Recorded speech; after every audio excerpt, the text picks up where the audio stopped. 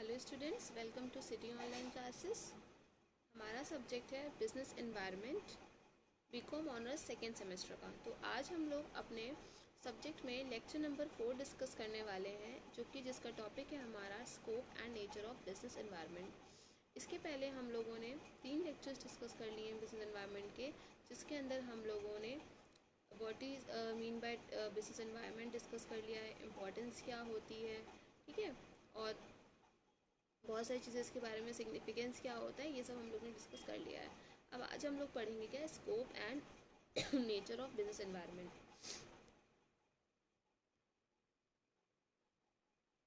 चलिए, तो बेटा स्कोप में जो भी चीज़ें हैं ये ऑलरेडी हम लोग ने कुछ पॉइंट्स इसके पहले डिस्कस कर लिए हैं, तो मैं बस एक बार आप लोग को शॉर्ट में रिवाइज करा दे रही हूँ। देखिए, स्कोप के अंदर क्या है कि ये जो बिजनेस एनवायरनमेंट है इसका स्कोप कितना है, कितना वाइड है ये। तो पहले तो ये क्या करता है, identifies business opportunities and threats.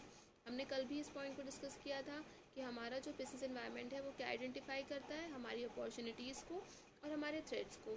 किसके, बिजनेस में आने वाली अपॉर्चुनिटीज़ और थ्रेट्स को, यानी कि कौन कौन सी अपॉर्चुनिटीज़ हमको मिलने वाली हैं। जैसे मान लीजिए कल को किसी भी चीज़ में डिमांड बढ़ने वाली है तो हम उसके लिए पहले से प्रिपेयर हो जाते हैं। थ्रेट्स क्या क्या हैं, कौन कौन सी प्रॉब्लम्स आने वाली हैं, कल को अगर हमें पता है कोई पॉलिसी चेंज होने वाली कुछ भी है तो हम उसके लिए पहले से प्रिपेयर रहते हैं।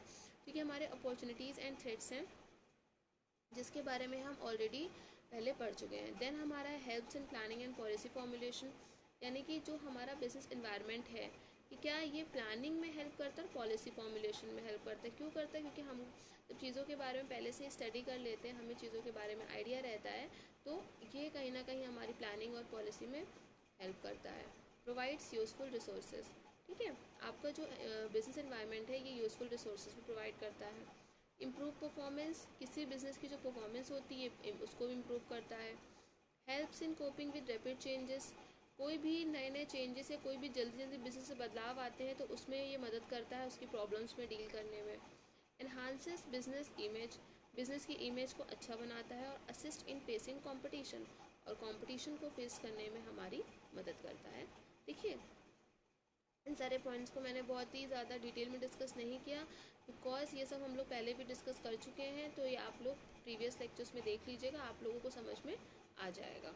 ओके, आज हम लोग डिस्कस करते हैं क्या, नेचर ऑफ बिजनेस एनवायरनमेंट, यानी कि बिजनेस एनवायरनमेंट का नेचर कैसा होता है, बिजनेस एनवायरनमेंट हमारा होता किस तरह का है।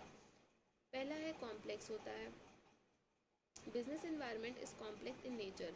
It consists of several factors, conditions and events which directly influence the functioning of business. यानी कि जो हमारा बिजनेस एनवायरनमेंट है कि क्या करता है कि बहुत सारे फैक्टर्स को, बहुत सारे कंडीशंस को और हमारे इवेंट्स को क्या करता है, इफ़ेक्ट करता है, जो किसी बिजनेस में डायरेक्टली अकर होती हैं। ठीक है, ये किसी बिजनेस में जो चीज़ें होने वाली हैं उसमें कौन कौन से ऐसे फैक्टर्स हैं जो बिजनेस को इफ़ेक्ट कर रहे हैं, उनकी फंक्शनिंग को इफ़ेक्ट कर रहे हैं। These factors influence the productivity और profitability of business. बहुत सारे ऐसे फैक्टर्स होते हैं जो बिजनेस की प्रोडक्टिविटी को, उसके प्रॉफिट को भी क्या करते हैं, इफेक्ट करते हैं। It is quite difficult to understand how a particular factor affects the operation of business. Different factors affect differently the performance of business. ठीक है, अब ये चीज़ पहचानना बहुत ही थोड़ा सा मुश्किल हो जाता है कि कौन सी चीज़ें कब बिज़नेस के ऑपरेशंस पे असर डालने वाली हैं, क्योंकि देखिए क्या होता है, हर बिज़नेस की अपनी जो परफॉर्मेंस होती है, हर बिज़नेस का अपना जो काम करने का तरीका होता है वो अलग होता है। तो कभी कभी ये कॉम्प्लेक्स नेचर का इसलिए हो जाता है, कॉम्प्लेक्स का मतलब थोड़ा सा डिफ़िकल्ट इसलिए हो जाता है कि कुछ चीज़ें ईज़िली अंडरस्टैंडेबल नहीं होती, ईज़िली समझ में नहीं आती हैं, उनको समझने में थोड़ा टाइम लगता है, जिसकी वजह से इसको हम कह सकते हैं कि हमारा जो बिजनेस एनवायरनमेंट का नेचर है वो क्या है, कॉम्प्लेक्स है। सेकेंड पॉइंट है, business environment is a dynamic concept. देखिए, जो हमारा बिजनेस एनवायरनमेंट होता है वो एक डायनेमिक कंसेप्ट होता है। डायनेमिक का मतलब है कि चेंज होते रहना, मतलब टाइमली बेसिस पे क्या होता रहता है, ये बदलता रहता है, फिक्स नहीं रहता है, हमेशा ये एक समान नहीं रहता है। And keeps on changing continuously, और कंटिन्यूस बेसिस पे बदलता है। कोई भी इन्वायरमेंट, ठीक है, चाहे वो कोई किसी से भी, किसी भी चीज़ से रिलेटेड हो, वो हमेशा क्या होता है, बदलता रहता है। Various factors which constitute business environment are always changing from time to time. जैसे क्या होता है, किसी भी कंट्री में टाइमली बेसिस में बहुत सारे इनोवेशंस होते हैं, बहुत सारी नई नई टेक्निक्स आती हैं, गवर्नमेंट की पॉलिसीज़ चेंज होती हैं, नई नई गवर्नमेंट्स आती हैं, तो उसके अकॉर्डिंग क्या होता है, चीज़ों में बदलाव होते रहते हैं, जिससे हमारे बिजनेस में भी चेंजेस आते रहते हैं। इसीलिए इसको हम डायनेमिक नेचर का कहते हैं। These changes are in terms of changes in customer preferences, ठीक है, जैसे कि कस्टमर के प्रेफरेंस बदलते रहते हैं, कस्टमर का चेंज। अगर आप एक फ़ैशन को ले लो तो पहले रेट्रो स्टाइल चलता था, फिर देखिए फ़ैशन थोड़ा चेंज हुआ, आज फिर से सेम चीज़ें आ रही हैं। तो क्या हो रहा है यहाँ पे, कस्टमर की जो प्रेफरेंसेस थी वो बदल रही हैं, टेक्नोलॉजिकल इम्प्रूवमेंट हो रहे हैं, ठीक, टेक्नोलॉजी अपग्रेड हो रही है, आपकी मॉडर्नाइज हो रही है, न्यू कॉम्पिटिटर्स, नए नए कॉम्पिटिटर्स मार्केट के अंदर आ रहे हैं जो हमसे कम्पीट कर रहे हैं। अब नए नए कॉम्पिटिटर्स जब मार्केट में आते हैं तो वो नई नई चीज़ों को लेकर के आते हैं, नई नई टेक्निक्स को लेकर के आते हैं और बेहतर टेक्निक्स को लेकर आते हैं, क्योंकि वो ऑलरेडी मार्केट में उन्होंने सब देख रखा होता है, तो वो एक नई चीज़ों के साथ अपनी एंट्री करते हैं, जिससे कि पब्लिक ईजिली क्या हो, उनकी तरफ अट्रैक्ट हो सके। These ever-changing factors bring changes in character and shape of business environment, making it dynamic. यही सारे फैक्टर्स जो बिजनेस में एक बदलाव लेकर के आते हैं, जिसकी वजह से हम इसको डायनेमिक नेचर का कहते हैं। अब जैसे मान लीजिए कोई कॉम्पिटिटर मार्केट में नया एंट्री ले रहा है, उसने क्या किया, बहुत अच्छे प्रोडक्ट के साथ अपने बिजनेस की शुरुआत की। अब जो ऑलरेडी मार्केट में एक कंपनी है, अब वो क्या करेगी, वो अपने प्रोडक्ट्स को देखेगी, अगर उसके प्रोडक्ट उससे बेहतर होंगे तब तो ठीक है, बट अगर उसको लगेगा कि नहीं मुझ में कोई ना कोई कमी है, तो वो अपने आप को और बेहतर बनाने की कोशिश करेगा और सारी चीज़ों को अच्छा करने की कोशिश करेगा।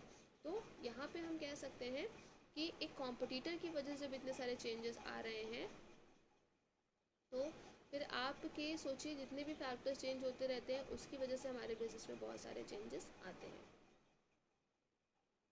नेक्स्ट पॉइंट है interdependence.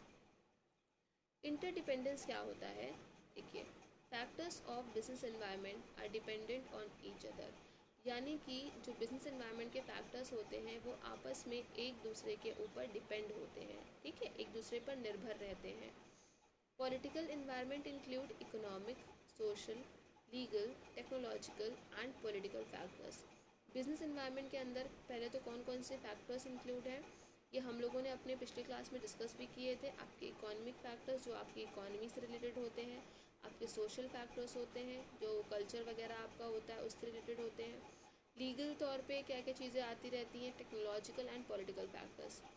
Changes in one of the factors will bring changes in several, मतलब एक फैक्टर में चेंज होने की वजह से बाकी फैक्टर्स में भी चेंज आता है। यानी कि अगर मान लीजिए एक पॉलिटिकल फैक्टर में चेंज आता है, गवर्नमेंट ने कोई लॉ को इम्प्लीमेंट किया जिसकी वजह से हमारी इकॉनमी भी इफ़ेक्ट हो रही है, तो उसकी अब देखिए हमारे एक पॉलिटिकल फैक्टर्स की वजह से हमारी इकॉनमी के अंदर भी एक चेंजेस आ रहे हैं, तो इसलिए इसको हम इंटरडिपेंडेंस कहते हैं। Like countries having better economy are able to enhance their technology by incurring sufficient expenditure on research and development, यानी कि वो कंट्रीज़ जिनके पास इनकी इकॉनमी अच्छी है, कहीं ना कहीं वो अपनी टेक्नोलॉजी को बेटर करने में, उसको इन्हांस करने में आगे निकल जाती हैं और अच्छा कर पाती हैं। क्यों? क्योंकि उनके पास एक सफिशेंट अमाउंट में एक्सपेंडिचर होता है, यानी कि उनकी जो इकॉनमी होती है वो अच्छी होती है, उनके पास उतना पैसा होता है जिसकी वजह से वो कोई भी टेक्नोलॉजी में मान लीजिए कोई रिसर्च हो रही है, कोई डेवलपमेंट हो रहा है, तो उन सारी चीज़ों में पैसा लगता है और इन सारी चीज़ों में जो एक्सपेंडिचर को खर्च करने में वो सक्षम होती है, सफिशेंट होती है। इसीलिए हम ये देखिए यहाँ पे क्या हो रहा है, यहाँ पे मान लीजिए कंट्री की इकोनॉमी अच्छी है जिसकी वजह से वो रिसर्च एंड डेवलपमेंट में अपना पैसा खर्च कर पा रही है। तो एक एक फैक्टर क्या कर रहा है, दूसरे फैक्टर में एक चेंजेस लेकर के आ रहा है, इसीलिए हमारा क्या है, इंटरडिपेंडेंस कहलाता है। Now next point is uncertain.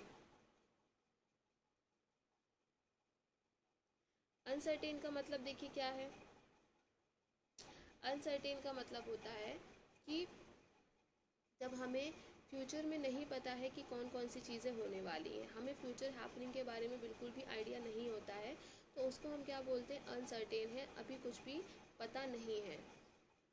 Factors which constitute business environment are uncertain, यानी कि बिजनेस में कौन कौन से फैक्टर्स बिजनेस को किस तरह से इफेक्ट करने वाले हैं उसके बारे में हमें कोई भी आइडिया नहीं रहता है। It is quite difficult to predict several future conditions. ये समटाइम्स बहुत ही ज़्यादा मुश्किल हो जाता है क्या प्रिडिक्ट करना, फ्यूचर को प्रिडिक्ट करना कि फ्यूचर में कौन कौन से कंडीशंस आने वाले हैं, कौन कौन सी चीज़ें आने वाली हैं जो हमारे बिज़नेस पे क्या करेंगी, अपना असर डालेंगी या बिज़नेस को इफ़ेक्ट करेंगी। Because no one knows what is going to happen in nature. किसी को भी नहीं पता नेचर में क्या होने वाला है। देखिए, अगर आप नेचुरल चीज़ों को छोड़कर आर्टिफिशियल चीज़ों की बात करें, ठीक है, जिसमें मनुष्यों का बस है, तो हम उन चीज़ों पे कंट्रोल कर सकते हैं। हम उसमें क्या क्या चीज़ें होने वाली हैं उस पर हम एक तरह से अंदाज़ा लगा सकते हैं। बट जो नेचुरल चीज़ें हैं उसके बारे में कोई पर्सन नहीं बता सकता है। जैसे कि कल को फैशन कैसा होने वाला है, डिमांड कितनी किस चीज़ को लेके बढ़ने वाली है। जैसे आज के टाइम पे एक पेंडेमिक चल रहा है, इस टाइम पे हम देख रहे हैं कि अचानक से हॉस्पिटल में, मेडिकल्स में बहुत ज़्यादा भीड़ होने लगी, इन सारी चीज़ों की डिमांड बढ़ गई है। तो क्या किसी को इस चीज़ का पहले से अंदाज़ा था? किसी को भी अंदाज़ा नहीं था। इकोनॉमिक कंडीशन इतनी ख़राब हो गई है, टेक्नोलॉजी कहीं ना कहीं उस तरह से वर्क नहीं कर पा रही है। तो ये क्या है, ये सारे ऐसे चेंजेस होते हैं जो बहुत फ्रीक्वेंटली, बहुत जल्दी कभी कभी आ जाते हैं, जिसके बारे में बिजनेसमैन को बिल्कुल भी पता नहीं होता है, क्योंकि वो इन सारी चीज़ों के बारे में आइडिया नहीं लगा सकता है। ओके, इसलिए ये हमारा अनसर्टेन जो पॉइंट है कहता है कि it is very unpredictable to एक तरह से फ्यूचर को बताना कि भाई फ्यूचर कैसा हो सकता है, उसमें कंडीशंस कौन कौन सी आ सकती है। Okay, get it. Now next point is system approach. अब what do you mean by system approach? System approach कहता है कि business environment is a systematic approach. Systematic का मतलब होता है जब कोई भी चीज़ें कंटिन्यूस बेसिस पे होती रहती हैं, कोई भी चीज़ें एक सिस्टमैटिक तौर पे होती हैं, तो उसको हम बोलते हैं systematic approach, which facilitates business in its functioning. ठीक है, business is a systematic system which manufactures the products and services.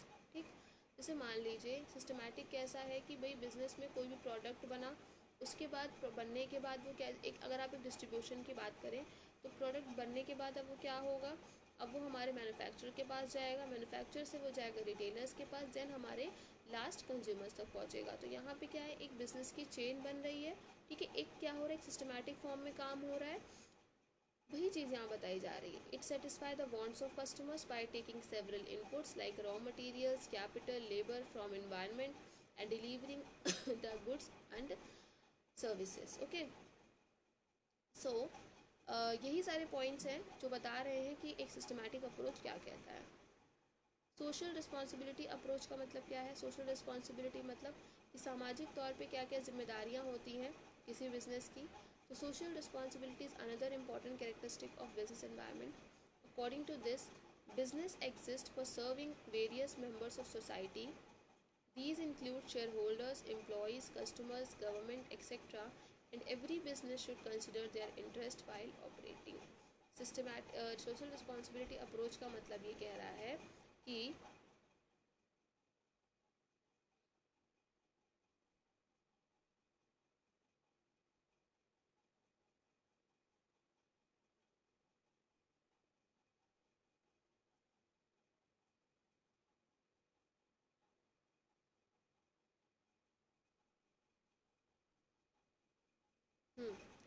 Social responsibility approach कहता है कि हर बिजनेस की क्या होती हैं, सोसाइटी के प्रति कुछ रिस्पॉन्सिबिलिटी होती है। सोसाइटी में कौन लोग होते हैं, जैसे कि अगर आप एक बिज़नेस में बात करें तो शेयर होल्डर्स होते हैं, एम्प्लॉयज़ होते हैं, कस्टमर्स होते हैं, गवर्नमेंट होती है।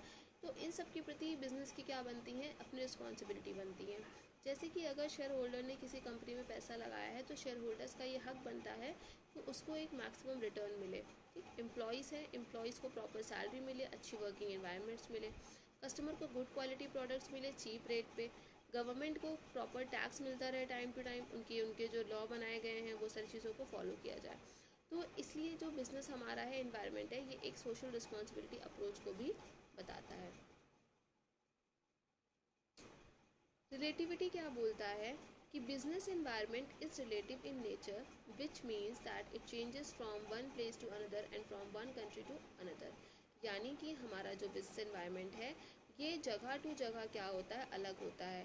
ठीक, इस कंट्री में मान लीजिए इंडिया है, यहाँ पे क्या होंगे, यहाँ के लोगों के कस्टमर जो भी टेस्ट होंगे, प्रेफरेंसेस होंगी, वो अलग होंगी, और बाहर की कंट्री के जो लोग होंगे उनके टेस्ट एंड प्रेफरेंसेस अलग होंगे।